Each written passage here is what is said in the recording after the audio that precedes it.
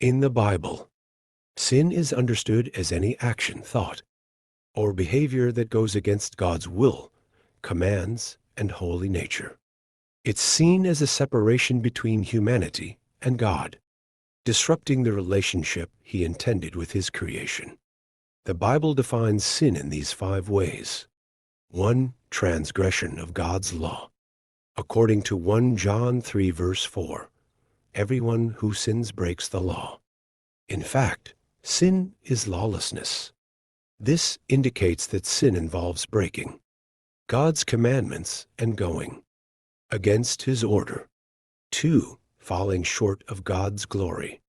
Romans 3 verse 23 says, "For all have sinned and fall short of the glory of God."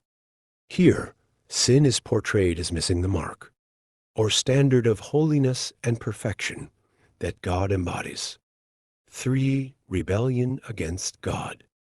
Sin is also described as rebellion or defiance against God's authority. In Isaiah 53 verse 6, humanity is likened to sheep that have gone astray and turned to their own way. 4. Failure to do good. James 4 verse 17 states, "If anyone then knows the good they ought to do and doesn't do it, it is sin for them."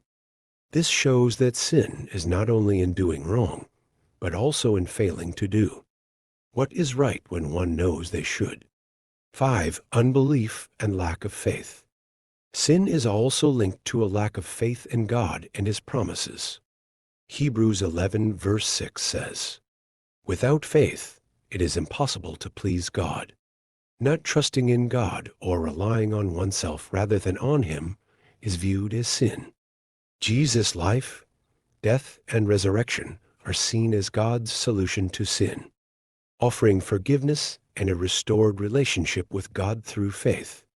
Sin, as depicted in the Bible, has spiritual consequences, separating people from God, but also offers the hope of redemption.